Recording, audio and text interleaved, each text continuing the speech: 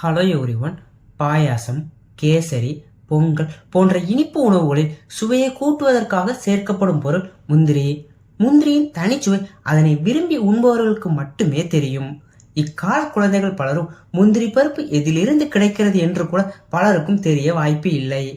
கொல்லாம்பழம் அல்லது முந்திரி பழம் என்று சொல்லக்கூடிய பழத்தின் விதைகளில் இருந்துதான் முந்திரி பருப்பு கிடைக்கிறது.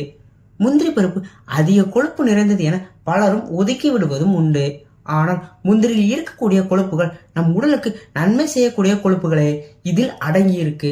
இது தவிர 100 கிராம் முந்திரியில் 550 கலோரிகளும், தாமிரம், துத்தநாகம், மேக்னீஸ், மெக்னீசியம் போன்ற தாது சத்துக்களும், நார்ச்சத்து, phosphorus, vitamin B, calcium, chromium போன்ற சத்துக்களும் அடங்கியிருக்கு. இவ்வளவு சத்துக்கள் கொண்ட முந்திரி பருப்பினை தினமும் சாப்பிட்டு வர கிடைக்கக்கூடிய நன்மைகள் என்ன மற்றும் இதனை யாரெல்லாம் சாப்பிடலாம், யாரெல்லாம் சாப்பிடக்கூடாது அப்படிங்கறத பத்தி தாங்க இந்த வீடியோவில் ஃபுல்லா பார்க்க போகிறோம். 1. எலும்புகளை வலிமையாக்கும்.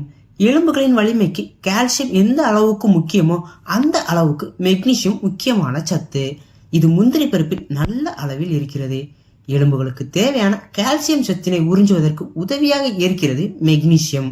இதன் மூலமாக எலும்புகள் ஆரோக்கியமாகவும் நல்ல வலிமையுடனும் இருப்பதற்கு உதவி செய்கிறது. தினமும் 4 முதல் 5 முந்திரி பருப்பினை சாப்பிட்டு வர எலும்புகள் வலுவாகும் மற்றும் எலும்புகள் சம்பந்தமான பிரச்சனைகள் வருவது தடுக்கப்படும். 2.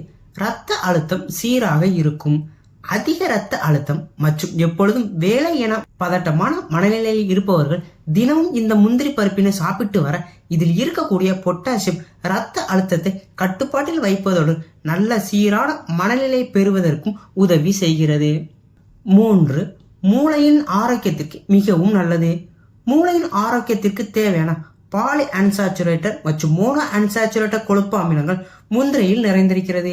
இது மூளையில் புதிய செல்கள் உற்பத்தி ஆவதற்கும், மூளையில் ஆக்சிஜனேஷன் சீராக இருப்பதற்கும், மூளை சுறுசுறுப்பாக இயங்குவதற்கும் தேவையான ரசாயனத்தை சுரப்பதற்கு உதவி செய்கிறது. இதன் மூலமாக மூளை நன்கு ஆரோக்கியமாகவும் சுறுசுறுப்பாகவும் இருப்பதற்கு உதவி செய்கிறது. 4. குடல் ஆரோக்கியம் மேம்படும். முந்திரியில் இருக்கக்கூடிய காப்பர் குடலின் ஆரோக்கியத்திற்கு தேவையான நொதிகளை சுரக்க உதவி செய்கிறது. குறிப்பாக பெருங்குடல் அலர்ஜி மற்றும் பெருங்குடல் புற்றுநோய் வராமல் தடுக்கக்கூடியது இந்த முந்திரி. 5. கொலஸ்ட்ரால் அளவு சீராகும். அதிக கொலஸ்ட்ரால் பிரச்சனை அவதிப்படுபவர்கள் தினமும் 4 முதல் 5 முந்திரி பருப்பினை சாப்பிட்டு வர ரத்தத்தில் இருக்கக்கூடிய ட்ரைகிளிசரைட் மற்றும் LDL போன்ற கெட்ட கொழுப்பை கரைத்து HDL எனும் நல்ல கொழுப்பின் அளவை அதிகரிக்கிறது. எனவே கொலஸ்ட்ரால் பிரச்சனை அவதிப்படுபவர்கள் இந்த முந்திரி பருப்பினை சாப்பிட்டு வர மிகவும் நல்லது. 6. தசைகளை வலிமையாக்கும். முந்திரி பருப்பில் இருக்கக்கூடிய இரும்பு சத்து, மெக்னீசியம், ஜிங்க், காப்பர் போன்ற சத்துக்கள் நல்ல வலிமையான தசைகளை பெற உதவி செய்கிறது. உடலை நன்கு வலிமையாகவும் கட்டுக்கோப்பாகவும் வைக்கணும்னு நினைக்கிறவங்க தினமும் 4 முதல் 5 முந்திரி பருப்பினை சாப்பிட்டு வர மிகவும் நல்லது. 7. நரைமுடி வருவதை தடுக்கும். கூந்தலின் நிறத்திற்கு அடிப்படையாக இருக்கக்கூடிய மெலனின் எனும் ஹார்மோனின் உற்பத்தியை அதிகரிக்கிறது. இதன் மூலமாக தலைமுடி நன்கு கருமையாக இருக்கும் மற்றும் முந்திரி பருப்பில் இருக்கக்கூடிய காப்பர் மற்றும் இரும்பு சத்துக்கள் தலைமுடி நன்கு வளர உதவி செய்கிறது. முந்திரி பருப்பு இவ்வளவு நன்மைகளை தரக்கூடியது என்றாலும் கூட இந்த முந்திரி பருப்பினை அளவாகத்தான் சாப்பிடணும். தினமும் 4 முதல் 5 பருப்புகளை மட்டுமே சாப்பிட்டு வருவது மிகவும் நல்லது. அளவுக்கு அதிகமாக சாப்பிடும் போது இதில் இருக்கக்கூடிய ஒரு சில அமிலங்கள் சிலருக்கு தலைவலியை ஏற்படுத்துவதற்கும் வாய்ப்பு இருக்கிறது.